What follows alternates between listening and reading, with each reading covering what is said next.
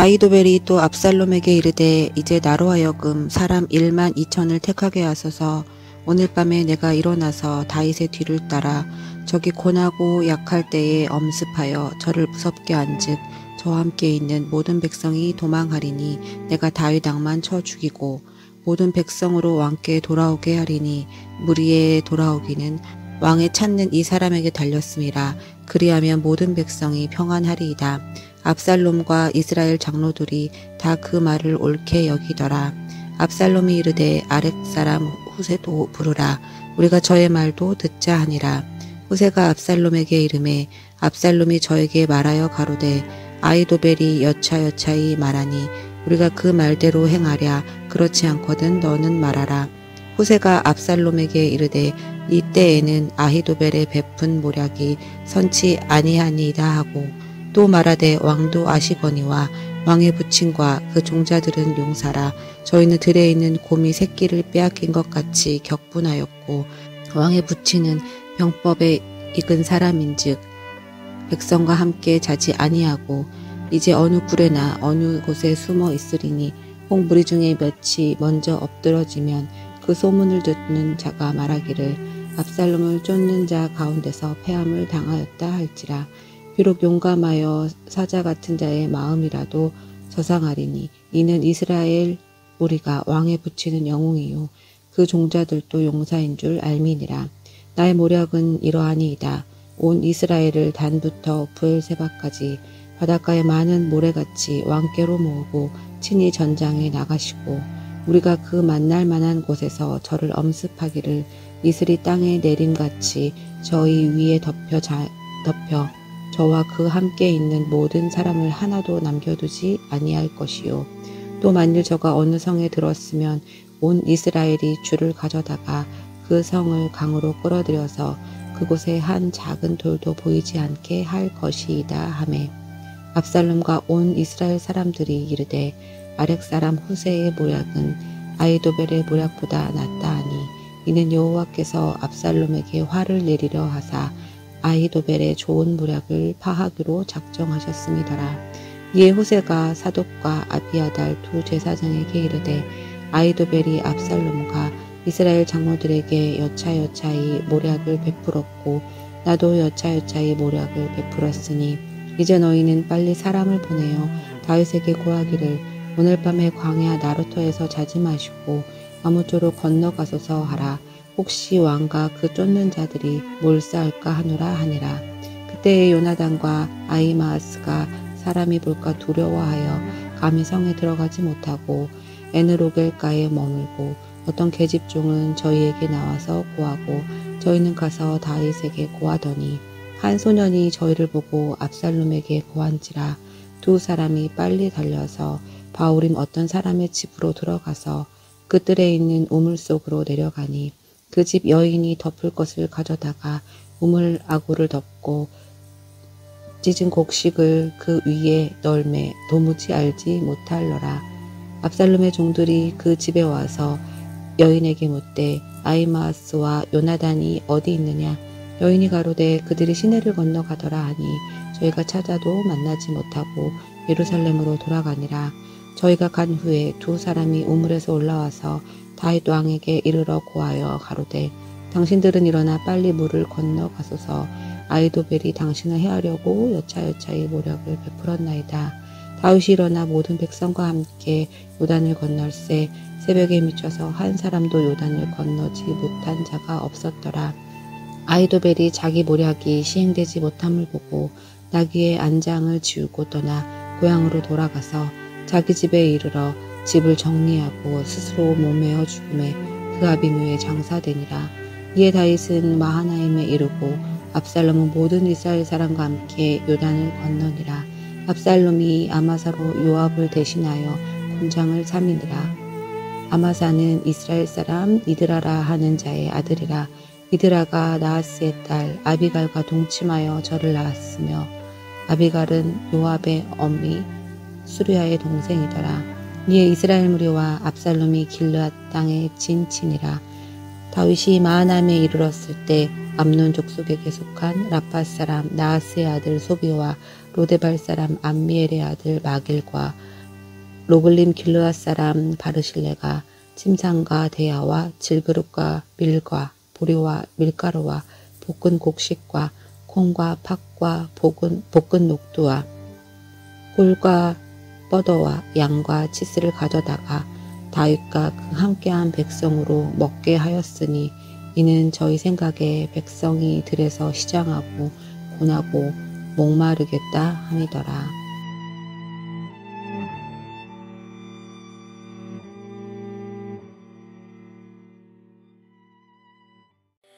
오직 주님만 나의 맘에 갈급함 채우네. 오직 주께만 더 가까이 가기를 원하네. 주님만 내 갈급함 채우네. 주만 내게 새 생명 주네.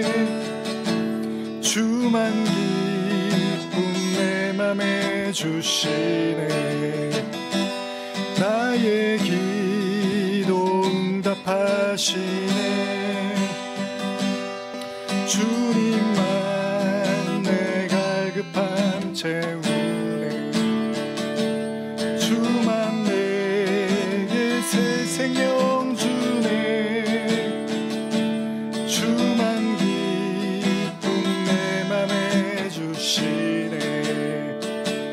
나의 기도 응답하시네.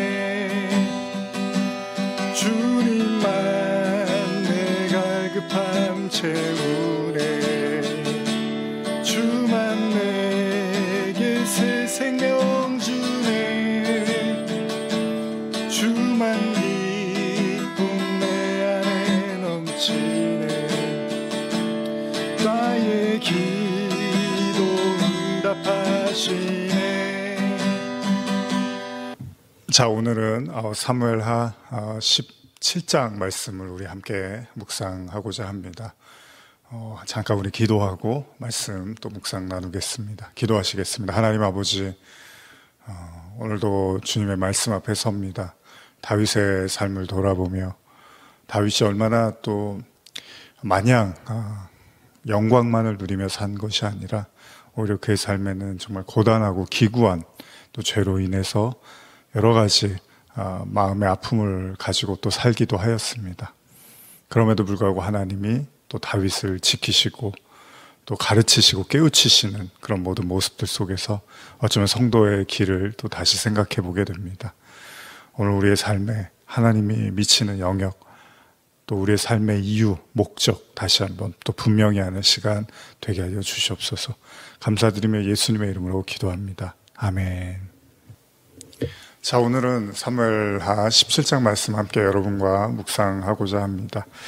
참 오랜 시간 우리 사무엘상부터 사무엘하까지 이제 17장, 앞으로 이제 사무엘하가 24장까지니까 한 7주 정도 말씀을 또 나누다 보면 이제 사무엘서를 모두 마치게 되는데요.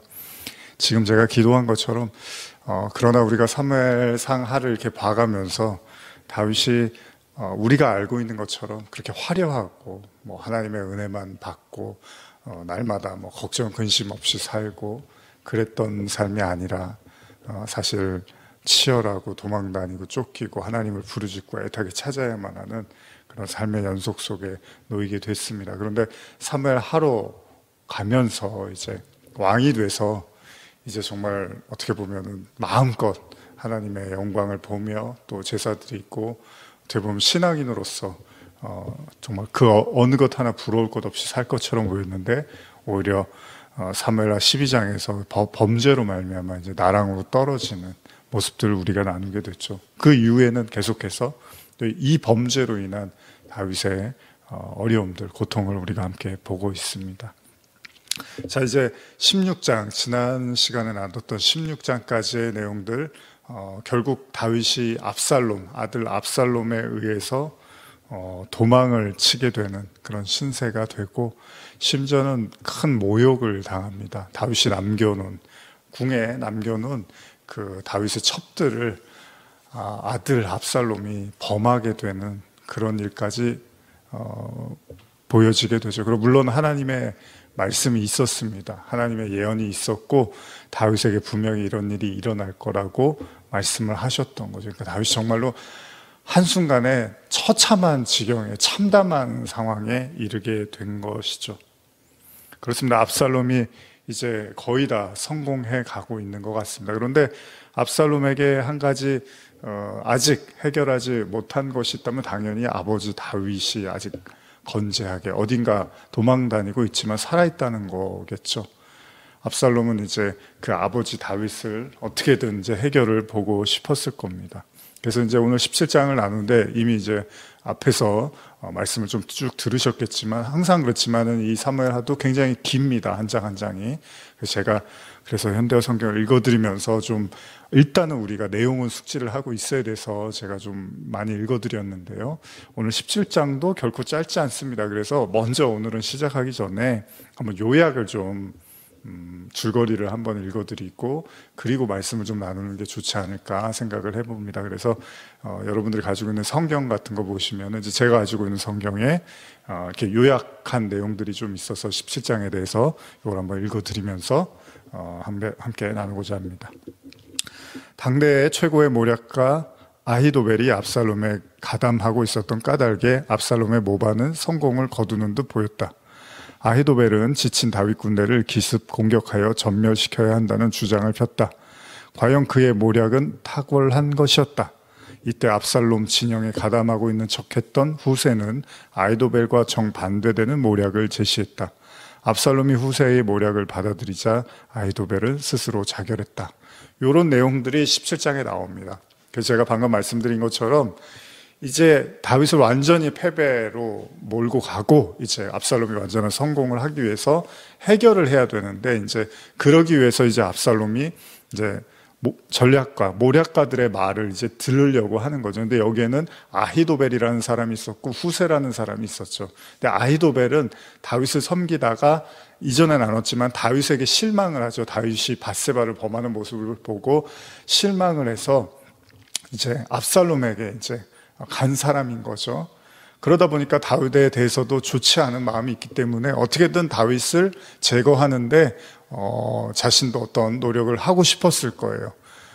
그런데 이 후세라는 사람은 여러분들이 또 아시는 것처럼 다윗의 편이었습니다. 다윗의 정말로 아주 친한 친구처럼 등장을 했죠. 근데 다윗이 네가 정말로 나를 아끼고 그런다면 압살롬에게 가서 압살롬이 좀 그릇될 선택을 할 수 있도록 해서 몰락할 수 있도록 도와달라고 보낸 거죠. 그래서 아히도벨과 이 후세가 이제 그 압살롬에게 어떤 조언을 합니다. 이러면서 이제 이 압살롬이 어떤 선택을 해야 되는 이런 이제 기로에 서 있는 거죠.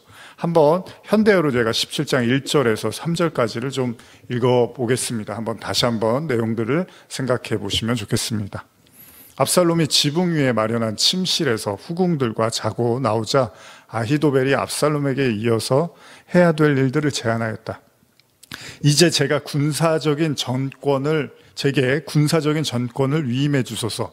저는 당장 12,000명을 뽑아가지고 오늘 밤으로 다윗을 쫓아가겠습니다. 그가 지쳐서 절망에 빠져 있을 때 뒤쫓아가면 틀림없이 그를 쉽게 잡을 수 있을 것입니다. 제가 오늘 밤 안으로 기습해 들어가면 그의 부하들도 놀라서 뿔뿔이 흩어져 버릴 것입니다. 그때 제가 다윗만 잡아 죽이면 더 이상 피 흘릴 필요가 없을 것입니다. 그 다음에는 다윗의 부하들을 모두 임금님 편으로 끌어들이겠습니다. 그들이 임금님에게로 돌아오는 일이 뭐가 어렵겠습니까? 그들은 남편과 다투고 잠시 친정으로 가 있던 새색시가 다시 남편에게로 돌아오듯이 임금님 편으로 돌아올 것입니다. 임금님께서 지금 제거해야 될 사람은 단 한 사람뿐입니다. 그 사람만 제거되면 온 나라가 조용하고 온 백성이 평안할 것입니다. 이렇게 얘기를 해요. 당연한 거죠. 기습해서 공격을 하는 것, 그렇게 해서 다윗을 잡는 것, 그러면 이제 모든 일이 다 해결이 된다는 거예요. 당연히 이제 압살롬이 솔깃했겠죠. 그래야지. 한번 계속 읽어볼게요. 4절에서 7절인데요. 이 제안은 압살롬에게도 좋게 들렸고 이스라엘 장로들에게도 훌륭하게 들렸다. 그러나 하나님의 계획은 다르셨다. 그리하여 압살롬은 후세를 등용하고 이런 제안을 하게 되었다. 후세의 조언도 한번 들어봅시다. 이제 여기에서 압살롬이 굉장히 중요한 결단을 해야 되는 거예요. 사실은 아히도벨의 이야기만 듣고서 행하면 큰 문제가 없었을지도 몰라요. 그런데 갑자기 후세를 이제 생각한 거죠. 그래서 후세가 등장을 합니다. 6절입니다. 후세가 들어오자 압살롬이 그에게 물었다. 아히도벨이 방금 한 가지 제안을 했는데 그대 생각은 어떻소?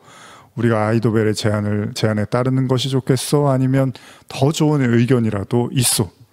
압살롬은 이런 식으로 지체하면서 이미 그 절호의 시간들을 놓치고 있었다. 그런데 후세는 더 많은 시간을 지체하게 될 조언을 제시하기 시작하였다. 아히도벨이 이번만은 좋은 조언을 하지 못하였습니다. 후세는 일단 이렇게 전제한 다음, 여기까지가 7절인데요. 당연히 후세는 압살롬을 도와주러 온 사람이 아니죠. 압살롬을 어떻게든 망하게 하려고 하는 사람이죠. 그러니까 지금 두 가지 감정이 있는 거죠. 아히도벨은 어떻게든 압살롬을 세워주고 싶은 마음인 거고, 후세는 어떻게든 압살롬을 망하게 하고 싶은 거예요. 근데 압살롬은 몰라요, 그 마음을. 둘 다 자기 편이라고 생각을 한 거죠. 그래서 이 둘 중에 더 좋은 의견을 내가 따라가면은 되겠다라고 생각을 한 건데, 사실은 정반대입니다. 제가 오늘은 말씀을 좀 나누면서 사실은 뭐 세세한 내용들도 많이 있지만 좀 큰 그림에서는 말에 대한 이야기를 좀 하고 싶은 겁니다. 말에 대한 이야기도 좀 하고 싶은 건데요. 우리가 이렇게 사람의 말을 이렇게 듣잖아요. 말을 듣는데, 뭐 예를 들면 여러분들이 어디 뭐 시장이라든지 뭐 백화점이나 또 뭐 마트에 가서 물건을 이렇게 살 때 우리가 그냥 이렇게 원하는 물건들을 이렇게 골라서 달라고 하기도 하지만, 때로는 우리가 이 물건이 꼭 나한테 필요한 건가? 이 물건을 내가 꼭 사야 되는 건가? 사는데 이거하고 이거하고 두 가지가 있는데 어느 게 더 좋을까? 이런 어떤 이제 고민을 하게 될 때 옆에서 이제 도와주는 분들이 가끔 계시죠. 그러면은 이거는 당신한테 굉장히 필요한 겁니다. 혹은 이 둘 중에서 이거는 이렇고 이건 이런데 그렇기 때문에 당신에게 더 좋은 게 뭔지를 한번 잘 판단을 해보세요. 뭐 이렇게 여러 가지 이제 설명을 해주잖아요. 우리가 뭐 집에서 TV 보면은 홈쇼핑 같은 거 굉장히 많이 있잖아요. 그러면은 사실은 물건이 필요해서 사는 사람들이 있어요. 뭐 기다렸다가 내가 뭐 어떤 물건이 필요했는데 그게 갑자기 TV에 딱 나와서 잘 됐다, 싼 가격이구나, 많이 주는구나, 그렇게 해서 구입을 하는 경우도 있지만 사실은 그렇지 않은 경우도 많죠. 그러니까 지금 꼭 필요한 게 아닌데 갑자기 그걸 보고 있으니까 마음이 이렇게 저거 한번 사면 좋을 것 같은데, 없었는데 있으면 좀 나을 것 같은데, 이런 생각들 이렇게 하면서 그런 것들을 이렇게 이제 구입을 하는 경우가 있죠. 그래서 홈쇼핑이라는 게 채널도 굉장히 많아졌고 또 매출도 굉장히 높은 걸로 제가 알고 있는데요. 이 말이라는 게 그렇습니다. 어떤 이야기를 듣다 보면 우리는 어떤 생각을 하냐면 이게 나한테 이익이 되느냐 이거잖아요.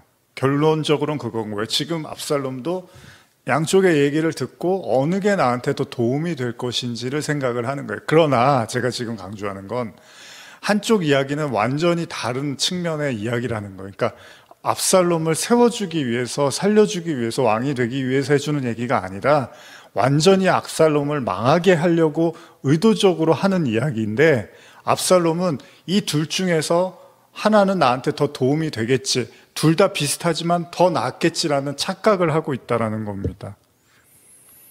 중요한 건 뭐냐면 말의 내용이 아니라 의도라는 거예요. 의도. 여러분, 우리가 지금 가상 공간, 뭐 온라인, 이제 뭐 인터넷이라는 거, 저도 대학 때부터 이제 인터넷 사용하고 하지만은 요즘은 온라인, 오프라인 이런 표현을 쓰잖아요. 그러니까 오프라인 만남, 뭐 온라인 만남, 또 오프라인 경제, 온라인 경제. 그러니까 가상, 사실 온라인이라는 거는 가상 공간이란 말이죠. 뭐 인터넷, 컴퓨터 안에서의 공간인데, 신문도 그렇고, 뭐 거기에서 모든 우리가 이제 뭐 하다못해 이런 설교나 영상이나 이런 것도 다 이제 온라인을 통해서 우리가 접하게 되는 거잖아요. 가상 공간이라는 거는 실제 하는 거는 아닌데, 이제는 실제 하는 것처럼 느껴지는 거죠. 이제는 뭐 마트에 가서 슈퍼에 가서 물건을 사는 것도 있지만 온라인을 통해서 그냥 쇼핑을 하는 경우도 많이 있죠. 어쨌든 간에 우리가 접하는 이 현실 세계라는 게 옛날하고는 많이 달라졌습니다. 그쵸? 옛날에는 그냥 직접 사람을 만나고 뭐 전화 정도 하면서 물건을 사고 팔기도 하고 했는데 지금은 뭐 온라인을 통해서 대부분 모든 것들이 일어나고 있습니다. 그러다 보니까 사람들이 이제 어떤 문자라든지 그 말이나 이런 거에 대해서 이제 판단을 하는 거죠. 뭐 정보도 많아지고 하다 보니까 어떤 물건 하나 살 때도 뭐 이것저것 정보를 종합을 해서 이게 더 낫겠다, 저게 더 낫겠다, 뭐 이런 판단을 해요. 그런 경우는 사실은 우리가 그냥 뭐 더 좀 나은 물건, 더 좋은 나한테 이득이 되는 어떤 것을 그냥 이렇게 받아들이기 위한 노력 정도라고 본다면 지금 압살롬의 경우에는 그게 아니라는 거예요. 완전히 반대되는, 그리고 완전히 살 수 있는, 죽을 수 있는 이 내용들에 대한 의도를 파악하지 못했다는 겁니다. 단순히 물건을 사는 그런 얘기를 하는 게 아니라는 거죠. 그렇다면 여러분 성경도 하나님의 말씀도 그렇잖아요. 하나님의 말씀 우리가 보고 지금도 여러분들이 이렇게 설교를 듣는 이유는 뭡니까? 말씀이 나를 살린다고 생각하니까 보는 거잖아요. 그 말씀을 통해서 내가 살아나기 위해서 보는 거잖아요. 내가 말씀 보고서 죽으려고 보는 거 아니에요. 물론 그 죽음이 이제 십자가라는 그 죽음이라면 이제 맞지만 우리가 정말 멸망하려고 말씀을 보는 사람은 없죠. 물건도 내가 더 풍족하고 여유롭고 나를 즐겁게 하기 위해서 내가 물건을 사는 거지 나를 망하게 하려고 물건을 사지 않잖아요. 그런 것처럼 그렇기 때문에 우리가 누군가의 말이나 이야기를 들을 때 이게 얼마나 나한테 이익이 되느냐라는 것들을 계속 이렇게 생각을 하는 거잖아요. 그렇다면 어떤 의도적인 측면에서 예를 들면은 예수님께서 신약에서 바리새인들을 향해서 그들의 어떤 가르침이라든지 그들의 행동거지라든지 그들의 신앙이나 이런 것들을 굉장히 이렇게 격화시키면서 잘못됐다고 계속 말씀을 하시잖아요. 그러니까 유대인들이 지도자들이 막 화가 나서 당신이 뭔데 우리한테 신앙이 이러쿵저러쿵 논하느냐라고 이야기를 하잖아요. 근데 예수님은 그런 이야기를 왜 했냐 하면 너희들의 가르침에는 생명이 없고 생명력이 없다. 그런 가르침은 의미가 없고 결국은 지옥문으로 인도한다. 이런 표현까지 쓰잖아요. 실제로 너희도 지키지 못할 거를 사람들한테 강요를 하고서 결국은 너희도 그렇고 그 사람들도 소경 인도한다고 지옥문으로 인도하는구나. 이런 표현을 써요. 그 얘기는 뭐예요? 가르침이 있었지만은 예수님의 눈에 봤을 때는 그거는 살리는 복음이, 살리는 말씀이 아니었다라는 거죠. 그러니까 당신이 내가 생명이야, 내가 하는 말이 진짜야, 내가 길이고 진리고 생명이야 하면서 사람들에게 이렇게 복음을 막 전하고 뭐 그래서 신약에 우리가 산상수훈이라든지 예수님의 이제 가르침들을 이렇게 보잖아요. 그러니까 어떤 거는 살리기 위한 이야기라는 거예요. 근데 어떤 거는 본인들이 알든 모르든 그게 생명도 없고 오히려 멸망이고 죽일 수 있는 이야기인데 그거를 모르고서 그냥 계속해서 그런 말들을 한다는 겁니다. 그러면 저와 여러분들이 말씀을 묵상하면서 어떤 생각을 해야 되냐면 의도를 파악을 해야 된다는 거예요. 의도. 그 말 속에 담겨있는 의도. 그러니까 단순하게 우리는 복음을 볼 때 또 말씀을 들을 때 그 의도를 볼 수 있어야 되는 거죠.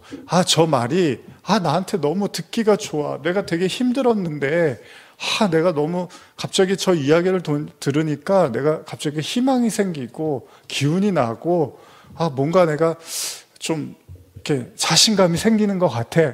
이럴 수도 있어요. 근데 그게 예수님의 관점에서 보면은 그게 그런데 그들의 말이 어떤 그럴싸하게 보이기는 하는데 거기에 생명이 있는 이야기가 아니라 오히려 그냥 무의미하고 헛된 이야기들을 계속 장황하게 늘어놓는 거라면 그런 이야기는 듣지 않아야 된다는 거예요. 듣지 말라는 얘기입니다. 예수님은 진짜 생명으로 가는 그 말씀을 들으라고 이야기를 하는 거죠. 인간이 그렇습니다. 사람이 저도 이렇게 말을 하지만 여러분들도 사람과 사람과의 그 만남에서 대화라는 걸 하잖아요. 그럼 대화를 하다 보면 결과적으로 인간은 자기 속내를 어느 순간에는 드러내게 돼 있어요. 그러니까 어찌됐건 간에 사람은 자기가 원하는 근본적인 어떤 이야기를 어떤 형태로든지 간에 표출을 하게 돼 있습니다. 뭐 그거를 처음에는 의도적으로 감출 수는 있지만 나중에는 그가 원하는 그 말을 어떤 형태로든지 간에 내뱉을 수밖에 없습니다. 뭐 예를 들면 물건을 파는 사람은 아무리 괜찮아요, 안 사도 좋아요 라고 하지만 결과적으로는 그래도 한번 사보세요 라고 그런 말이 하고 싶겠죠.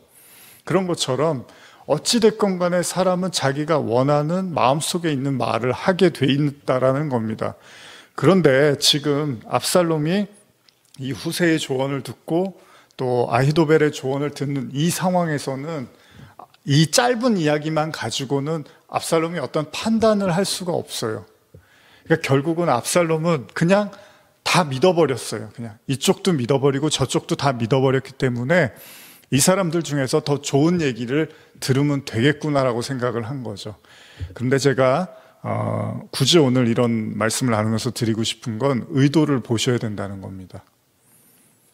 어떤 메시지를 들을 때나 또 사람들과의 대화를 할 때나 어떤 말을 오고 가고 말을 주고 받고 할 때 사실은 그 속에 흐르고 있는 의도가 있다는 거죠. 그 의도가 정말로 바람직한 의도인가 아니면 그렇지 않은 의도인가를 볼 줄 알아야 되는 거예요. 우리가 소위 사기를 당한다고 할 때 저도 이렇게 TV 보다 보면 어떤 사람들이 난 사기당했는데 정말 그 사람들이 말을 너무 유창하게 하고 너무 디테일하게 하니까 한 번도 그 사람을 의심해 본 적이 없었어. 근데 나중에 보니까 다 거짓말이었어. 다 사기였어. 이런 말들 많이 듣고 혹시도 여러분들이 살면서 또 겪으셨을지도 모르겠지만은 그러니까 거짓말을 한 거잖아요. 그러니까 사기를 당한다는 건 거짓말, 애초에 그런 그 사람에게 유익을 주려고 하는 마음이 1도 없었던 거예요. 그 얘기 뭐예요? 역으로 본인만 이익 생각을 한 거예요. 본인의 이익만 100% 생각을 하고 상대방의 이익은 단 1%도 생각을 하지 않았던 거잖아요. 그러다 보니까 근데 왜 말은 정반대로 합니까? 그게 재밌잖아요. 그렇죠? 자기가 이익을 보고 싶으면 내가 이익을 보고 싶어. 너를 통해서 내가 이익을 보고 싶어라고 말을 하면 되는데 사람은 그게 아니에요.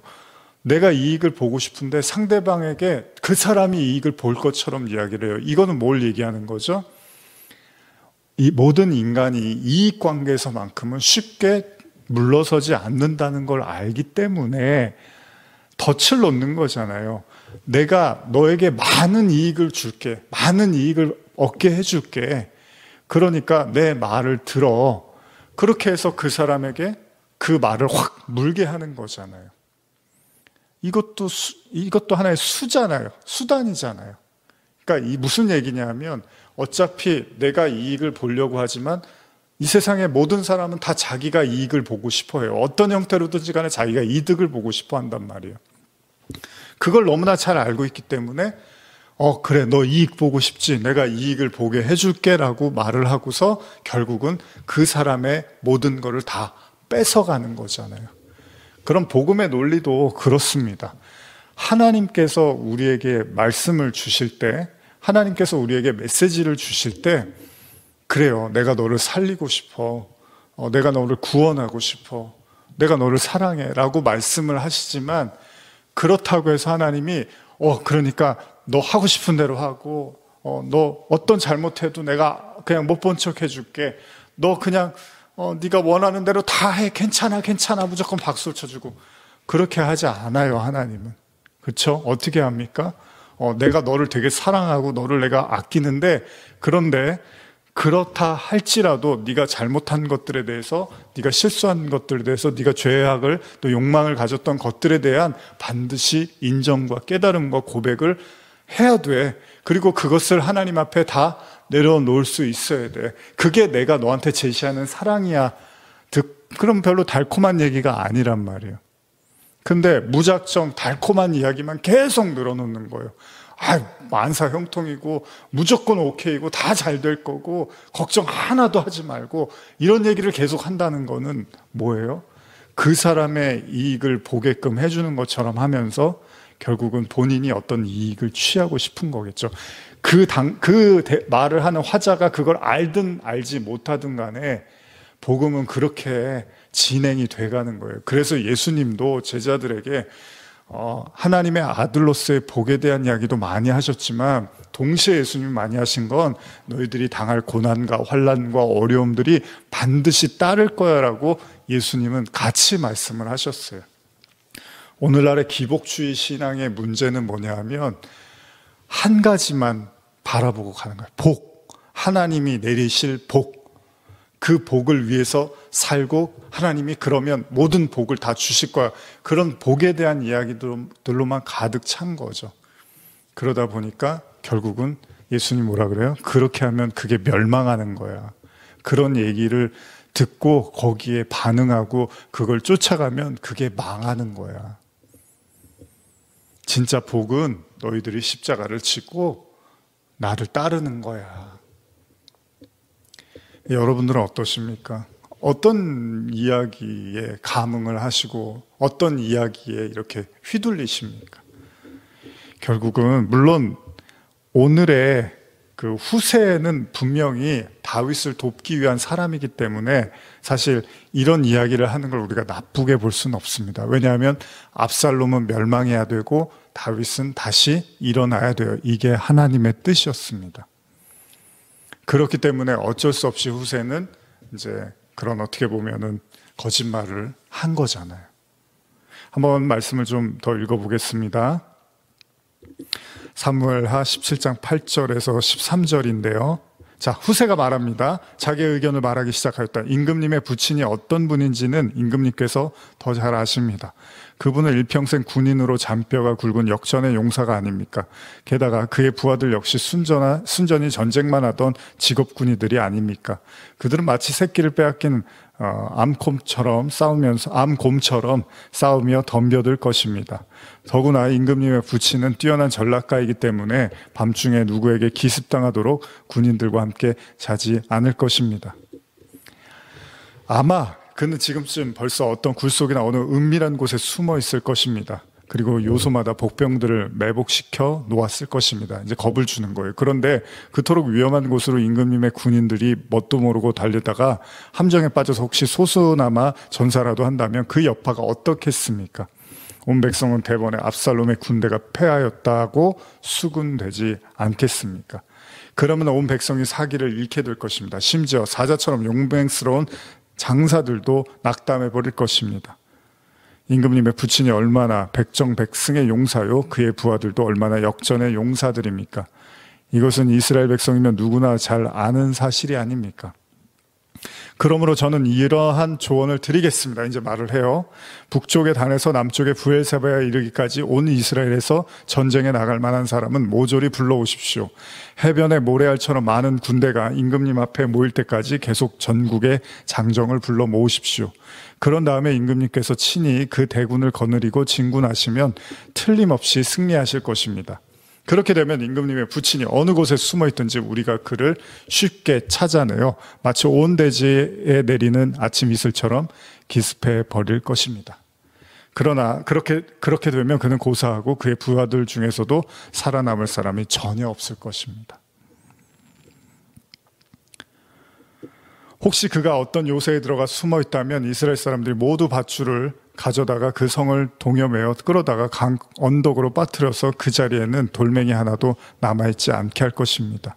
후세가 이렇게 통쾌하고 가능한 사실과 전혀 불가능하고 터무니없는 사실들을 혼합시켜 그럴듯하게 제시하자. 여기에 이제 거짓말이 있다는 겁니다. 거짓말. 여기 보면은 어떤 요새에 가서 숨어 있으면 지금 보면 이스라엘 사람들이 모두 밧줄을 가져다가 그 성을 동여매어 끌어다가 강 언덕으로 떨어뜨려 그 자리에는 돌멩이 하나도 남지 않게 할 것입니다. 이런 말을 해요.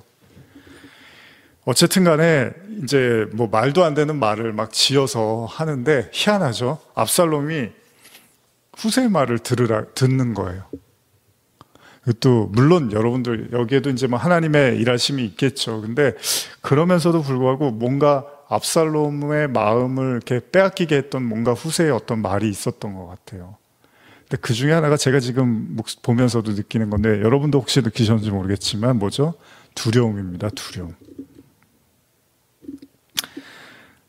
그 아히도벨은요 그런 이야기를 잘 하지 않습니다. 그냥 다윗 하나에 집중을 해서 다윗만 잡아서 죽이자 기습 작전을 하고 이미 어느 정도 전세가 기울었으니까 가서 그냥 지금 빨리 가서 쳐 죽이면 된다. 그래서 오늘 밤이라도 가서 죽이자. 그러면서 뭐라 그래요? 그가 지쳐서 절망에 빠져 있다 그래요. 그러니까 아히도벨은 다윗이 이제 망가져가고 무너져가고 있으니까 큰 어려움이 없다라고 해요. 근데 지금 후세는 갑자기 다윗의 용맹함을, 아버지의 용맹함을 계속 이야기하면서 함부로 덤비다가 까불다가는 큰 코 다칩니다. 그러니까 그렇게 하면 안 되고 우리가 좀 천천히 해야 됩니다. 그러면서 상당히 그 세심하고 조심하게 하라고 이야기를 하죠. 결국 뭐냐면 두려움을 심어주는 거예요. 두려움. 그러니까 아마 그 압살롬이 아히도벨 이야기만 딱 들었으면은 그래 뭐 지금 아버지 도망가고 뭐 내가 이렇게 늠름하게 궁을 장악하고 했으니까 큰 어려움 없겠지, 충분히 가능하겠지라고 생각을 했는데 후세 얘기를 들으니까 걱정이 생기는 거야. 근심이 생기고. 그러다 보니까 마음이 복잡해지고 결국은 후세의 이야기에 귀를 기울이게 되는 거죠. 물론 이 이야기들은 오늘날 우리에게도 많은 생각들을 또 하게 되죠. 사실 오늘날 많은 사람들이 얼마나 많은 걱정을 가지고 삽니까? 요즘 저도 이렇게 말씀 보면서 묵상하면서 그런 생각들을 하는데 이 인간이 가지고 있는 이제 그 선악에 대한, 선악과를 먹은 인간이 지식에 대한 탐욕이 있단 말이에요. 그러니까 지적 허영이라 그러죠. 많은 걸 알려고 해요. 또 많은 걸 알아야 된다고 생각을 하고 나이가 들면 들수록 또 더 알아야 된다고 생각을 해요. 그래서 이제 지구 안에 일들이 아니라 이제 우주까지. 그래서 뭐 요새 SF 영화 같은 거 보면은 막 그 세계관들이 대단하잖아요. 뭐 저기 외계 행성까지 그 세계관까지 다 받아들이려고 해요. 왜 그러냐 하면요. 여러분 선악을 아는 지식의 나무를 먹으면, 그 열매를 먹으면 인간이 이제 살아남아야 되잖아요. 스스로 어떻게든 살아남아야 되니까 그 살아남기 위해서는 지식이 필요한 거예요. 그래서 여러 가지 지식들을 다 이렇게 담으려고 해요. 그래서 여러분들 뭐 건강도 그렇잖아요. 뭐 TV 보면 맨날 아침에 TV 틀면 뭐가 나와요. 뭐 어디 몸이 안 좋고 어디 뭐 먹으면 좋고 뭐 어떤 영양제 먹으면 좋고 이런 얘기 매일마다 나오잖아요. 그러니까 그거 뭐 젊은 사람들, 물론 요즘은 젊은 사람도 관심이 많지만 어쨌든 간에 점점 시간이 흐르고 나이를 들으면은 더 이제 그런 것들을 알고 싶어 하고 알려고 하잖아요. 어떻게든 건강하게 살고 싶어서. 또 마찬가지입니다. 이 세상 살이할 때도 좀 더 잘 살고 돈 좀 더 벌려면 더 많은 정보와 지식을 알아야 된다고 생각을 해요. 근데 여러분 그게 계속 쌓여서 물론 그거 안다고 해서 꼭 더 잘 살고 정말로 그 지식대로 되는 것도 아니지만, 그런데 우리가 한 가지는 깨달아야 돼요. 그리스도인들은 그런 정보나 지식을 가지고 사는 사람들이 아니라는 겁니다. 나중에 여러분들이 진짜 성화는 저는 그렇게 생각해요. 진짜 성화된다는 건 오히려 뭐라고 그래요? 바울도 우리가 지난번에 나눴지만 그런 지식들 다 필요 없어. 그리스도를 아는 지식이 가장 고상해 그러잖아요. 그거 다 해로 여긴다 그러죠. 그리고 로마서에서는 이 세상을 본받지 말라고 하잖아요. 바울이 로마서 12장 1절에서. 영적 예배, 살아있는 영적 예배 드려라. 너희는 이 세대를 본받지 말아라. 이런 얘기를 한다. 근데 계속 우리는 그런 정보들을 계속해서 얻으려고 하고 가지고 있고, 그거 모르면 불안하고 뒤처진 것 같고, 그러면서 그런 것들 계속 취합하고 맨날 클릭하고 정보 찾아다니고 그런다고요. 그게 다 선악 과목은 스스로 살아남기 위해서, 스스로 보호하기 위해서, 스스로 생존하기 위한 죄인들의 모습이라는 거예요. 우리가 시간이 흐르고 나이를 먹고 신앙이 깊어질수록 깨달아야 되는 게, 내가 죽고 사는 게 나한테 있는 게 아니라 하나님한테 달렸다는 걸 더 인정해 가야 된다는 거죠. 그런 지식들 모르고 그런 세계관들 몰라도 결국 나를 생존케 하는 거는 하나님이시구나라는 걸 배워가는 거죠. 근데 압살롬도 결국은 얘기를 듣다가 보니까 겁이 나는 거예요. 그래, 아버지가 보통 사람이 아니지. 내가 괜히 섣불리 건드렸다가 죽겠지. 이런 두려움이 생기기 시작을 하니까 점점 아히도벨의 말이 이제 지워지는 거죠. 결국 후세는 교묘하게 그 압살롬의 마음을 움직인 거예요. 그리고 거기다가 말도 안 되는 거짓말 같은 이야기를 하면서 오히려 희한하죠. 제가 음모론이나 이런 거 예전에 보고 할 때 거기에 그런 이야기가 나와요.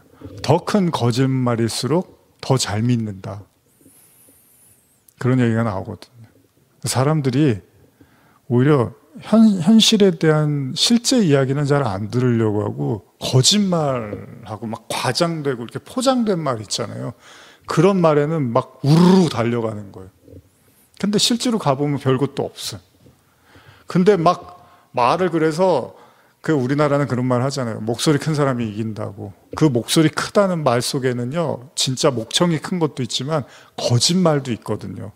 그러니까 거짓말을 세게 하는 사람일수록 사람들이 우르륵 몰려가는 거예요. 그래서 관종이라는 말을 쓰죠. 애들이 이제 많이 예전에 썼는데 관종이라는 말을 쓰죠. 어떻게든 사람들의 이목을 집중하기 위해서 막 말을 세게 하는 거예요. 막 거칠게 하고 세게 하고 막 그러면서 막 상대방을 막 헐뜯고, 그리고 막 내가 굉장히 막 대단한 사람인 것처럼 말을 막 확대하고 포장해서 이야기를 하는 거예요. 왜? 사람들이 그래야지 더 잘 믿고 더 잘 따라가니까요. 이게 인간의 심리예요. 그래서 압살롬도 결국은 그 거짓말하고 두려움 이런 거 섞어서 이렇게 말을 하니까 바로 글로 마음이 휘청이더라는 겁니다. 말에 휘둘리는 거예요. 사무엘하 17장 14절 이하입니다. 압살롬과 온 이스라엘 사람들은 후세의 말이 옳다, 그의 제안이 훨씬 낫다고 결정을 내렸다. 여호와께서 일이 이렇게 빗나가도록 간섭해 주셔서 아히도벨의 현명한 전략이 수포로 돌아간 것이다. 이는 여호와께서 압살롬을 멸망시키기로 작정하셨기 때문이다. 물론 이 속에는 결국 하나님의 의도가 있습니다. 근데 하나님이 그냥 한 게 아니잖아요. 거기에 다윗을 통해서 후세를 하나님이 심어놓게 하시고, 또 그 후세가 잘 그 압살롬의 마음을 움직일 수 있는 어떤 전략을 제시를 한 거고, 하나님은 그렇게 또 사람을 통해서 결국은 일을 하신 거라는 거죠. 무슨 이야기입니까? 하나님의 의도는 뭐죠? 압살롬은 이제 죽은 거고 다윗은 다시 왕의 자리를 찾아야 된다는 겁니다. 이게 하나님의 의도예요. 근데 압살롬은 거기에는 관심이 없었잖아요, 사실. 사울도 그랬지만은. 하나님이 무슨 생각을 하던, 하나님이 무슨 관심이 있던 간에 그게 중요한 게 아니라 지금 내 주변에 보이는 사람, 그리고 내 환경, 내가 이겨가고 있고 아버지 쫓아냈고 이제 내가 왕의 자리를 차지할 것 같은 거기에만 이제 몰두를 하고 있는데, 하나님은 너는 이제 끝이야. 넌 조금만 기다려봐. 너는 이제 끝났어. 지금 하나님은 스토리를 그렇게 써가고 있는데 압살롬은 정반대로 이해하고 있는 거예요. 내가 지금 이제 승승장구할 일만 남았구나. 여러분과 저도 정신을 바짝 차려야 되는 게요, 하나님이 지금 써내려가는 의도가 있단 말이죠. 근데 거기에는 별로 관심이 없고 그냥 내 주변에 나를 이렇게 추앙해주고 지지해주고 박수 쳐주고 격려해주고 그런 사람들이 있으니까 그런 사람들이 있으면 됐지, 내가 뭔가 잘 풀려가고 잘 가고 있는 거겠지라고 착각할 수 있습니다. 근데 착각하지 마십시오. 하나님의 의도가 중요합니다.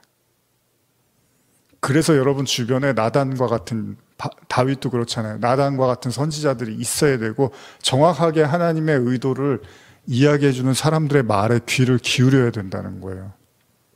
제가 계속해서 듣기 싫은 이야기 이런 제목도 해서 얼마 전에 또 묵상도 나누고 했지만, 이 중요한 건 하나님의 의도를 여러분들에게 전달해 주는 사람이 필요한 거예요. 아히도벨, 후세, 그리고 그 주변에 있는 사람들, 물론 이제 후세는 다윗의 사람이긴 하였지만 어쨌든 간에 압살롬은 착각을 하고 있는 거예요. 주변 사람들, 지금 여러분들이 만나고 계시는, 여러분들이 자주 대하고 계시는 그런 사람들이 여러분들을 그냥 마냥 오냐 잘한다 해준다 하더라도요, 그게 중요한 게 아닙니다. 하나님의 의도와 계획이 지금 어디로 가고 있는지를 여러분들이 전혀 감지를 못하고 있으면 어느 순간 여러분들이 헛걱하실 거예요. 아차 하실 거란 말이죠.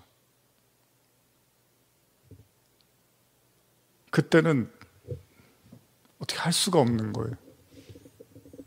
하나님이 여러분 시간을 주신다는 건요, 저도 제 삶이 있지만 저보다 오래 사신 분들, 하나님이 어떤 시간을 주시잖아요. 시간을 주신 이유는 하나님의 뜻을 깨달으라고 시간을 계속 주시는 거예요. 그냥 별로 재미도 없고 낙도 없는데 몸도 좋지 않은데 오래 살아서 뭐해, 어르신들 어떤 분들은 왜 이렇게 빨리 안 죽고 그냥 목숨이 질기다고 이런 얘기도 하시고 하는데, 그게 중요한 게 아니라 하나님이 허투루 그냥 네가 살든지 죽든지 모르겠다, 너 건강이 되는 데까지 살겠지, 그게 아니라요, 하나님이 시간을 주는 거예요. 계속 여러분과 저에게 그 하나님의 뜻과 의도를 깨달으라고 시간을 계속 주는 건데, 그 시간 앞에서 진지하게 하나님의 뜻을 보는 게 아니라 그래 하루라도 행복하면 되는 거죠. 오늘은 또 어디 놀러 갈까, 오늘은 또 뭐 할까, 그냥 그런 생각만 하다가 이러다가 죽으면 되는 거지. 그러면 안 된다고요. 그러면 기독교인 아니잖아요. 하나님의 성도는 삶과 죽음 이후, 그러니까 죽음 이후에 심판이 있고 구원이 있고 멸망이 있고 영생이 있는 걸 믿는 사람들이잖아요. 그러면 우리의 삶이 결국 우리의 그 마지막 순간까지 우리는 하나님과 끊임없이 교제하고 더 가까워지며 깊은 데 들어가면서 그 속에서 하나님이 나를 향한 의도, 내가 아직 깨닫지 못한 건 뭘까, 내가 내 인생에서 흘려버리고 놓쳐버린 건 뭘까, 아직 내가 회개하지 못하고 하나님 앞에 무릎 꿇지 못한 건 뭔가를 하나하나 살펴보라고 계속 하루하루 나를 주고 계시는 건데, 그 나를 무의미하다고 생각하고 그래 하루라도 더 즐겁게 살다 가는 거지, 그게 인생이지, 이렇게 하면 안 된다고요. 그건 성도가 아니에요. 성도는 정말로 시간이 흐르면 흐를수록 더 하나님을 깊이 묵상하고 더 성숙해지고 더 그 속에서 내 죄와 또 하나님의 은혜를 깊이 날마다 깨달아 가는 사람들이라는 거죠. 그러지 않으면 압살롬처럼 어느 순간에 헛걱하는 거예요. 다 됐다고 생각했고 이제 손에 잡힐 것 같았는데 진짜로 심판이 들이닥치는 거죠. 사무엘하 17장 15절 16절입니다. 후세는 아히도벨이 압살롬에게 내놓은 조언을 모두 제사장 사독과 아비아달에게 알려주고 이렇게 말했다. 어서 다윗에게 사람을 보내어 오늘 밤 요단강 이편에서 보내지 말고 당장 건너가도록 하시오. 그렇지 않으면 부하들과 함께 절멸당할 것이오. 다 이제 정보를 흘려주는 거예요, 후세가. 이제 압살롬이 아히도벨 얘기도 듣고 이런 상황이니까 이제 빨리 도망가세요라고 제사장들을 통해서 다윗에게 소스를 제공한 겁니다. 그리고 나서 17장 23절인데요. 한편 아히도벨은 자기의 조언이 더 이상 압살롬에게 통하지 않자 이미 사태가 결판난 것으로 예견하고 나귀의 안장을 얹어 타고 고향으로 돌아갔다. 고향에서 그는 가사를 정리하고 가족들에게 유언을 남긴 다음 스스로 목을 메어 죽었다. 그의 자살의 원인은 단순히 자신의 자존심이 상한 데 있지 않고 압살롬이 패배하여 결국 더 비참하게 죽을 것을 예견한 데 있었다. 그의 죽음은 바로 부왕의 배반자 압살롬의 죽음을 미리 알리는 신호였다. 아히도벨은 이렇게 고향에서 죽어 자기 아버지의 무덤에 묻혔다. 아히도벨이 결국은 망연자실합니다. 압살롬이 자기 얘기를 듣지 않은 거예요. 근데 이제 여러 가지 여기에 대한 생각들을 우리가 할 수 있는데, 그냥 지금 현대 성경은 어차피 망해서 죽을 거, 다윗을 섬기다가 당연히 압살롬의 편에 섰으니까 나중에 다윗이 다시 왕권을 잡게 되면 나는 죽은 목숨이구나, 그렇게 해서 이제 죽었다고 표현을 하는 건데, 또 하나는 뭐냐면 제가 보는 관점은 아히도벨이 다윗에 대한 이제 증오가 있었단 말이에요. 밧세바로 인해서. 그럼 그 관계들이 있었단 말이야. 아히도벨도 그 모습을 보면서 굉장히 실망을 한 것으로 우리가 이제 지난번에 나눴었죠. 그러다 보니까 다윗이 어떻게든 좀 멸망했으면 하는 마음이 있었겠죠. 근데 이제 수포로 돌아가는 거예요. 거기에다가 이제 뻔히 보이는 멸망의 길을 압살롬이 선택을 한 거죠. 참 어렵습니다. 아히도벨이 이런 선택을 하고 결국은 이제 아이도벨도 스스로 무너져 가는 거죠.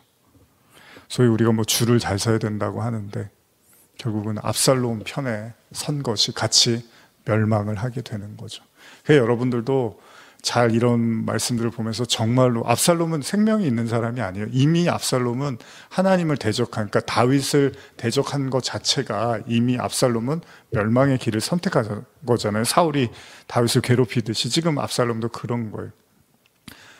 결코 압살롬의 길이 좋을 수가 없는데 아히도벨이 거기 가서 붙어서 압살롬을 이기게 해주려고 한 거죠. 잘못된 선택을 한 거란 말이죠. 결국은 그는 결국 세상을 떠나게 됩니다.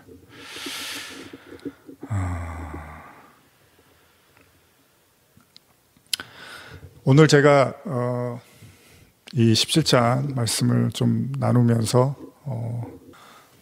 이제 결국은 다윗은 이제 잘 도망을 하게 됩니다. 도움을 받고 그래서 17장 24절이야 이제 다윗이 마하나임에 이르고 압살롬은 모든 이스라엘 사람과 함께 요단을 건너니라 이러면서 이제 이야기들이 대략적으로 이제 마무리가 되고 있습니다. 아까도 말씀드린 것처럼 오늘은 이렇게 여러분과 좀 묵상하고 싶습니다. 우리는 정말로 제대로 된 말을 듣고 있는가? 혹시 우리가 듣고 있는 말들이 그 의도, 하나님의 의도를 담고 있지 못한 말들을 우리가 듣고 따르고 있는 건 아닐까? 또 한 가지, 압살롬이 자기 주변에 후세라든지 아히도벨이라든지 주변에 자기에게 머리를 굽히고 그냥 마냥 좋다라고 얘기하는 그런 사람들에 취해서 그냥 그게 자기의 어떤 현실인 줄 알고 착각하게 만드는, 혹시 우리는 그러고 있는 건 아닐까? 진짜 들어야 될, 진짜 알아야 될, 진짜 깨달아야 될 그 무언가를 우리는 계속 미루고 있는 건 아닐까? 저와 여러분들의 말, 그리고 우리가 듣고 있는 말들, 그 의도, 그리고 하나님의 마음, 의도를 깨닫는 저와 여러분들 되시기를 간절히 소원합니다. 오직 주님만 나의 맘에 갈급함 채우네. 오직 주께만 더 가까이 가기를 원하네. 주님만 내 갈급함 채우네. 주만 내게 새 생명 주네. 주만 기쁨 내 맘에 주시네. 나의 기도 응답하시네. 주님만 내 갈급함 채우네. 압살롬과 온 이스라엘 사람들이 이르되 아렉 사람 후세의 모략은 아히도벨의 모략보다 낫다 하니 이는 여호와께서 압살롬에게 화를 내리려 하사 아히도벨의 좋은 모략을 파하기로 작정하셨음이더라. 나의 기도 응답하시네. 주님만 내 갈급함 채우네. 주만 내게 새 생명 주네. 주만 기쁨 내 맘에 주시네. 나의 기도 응답하시네.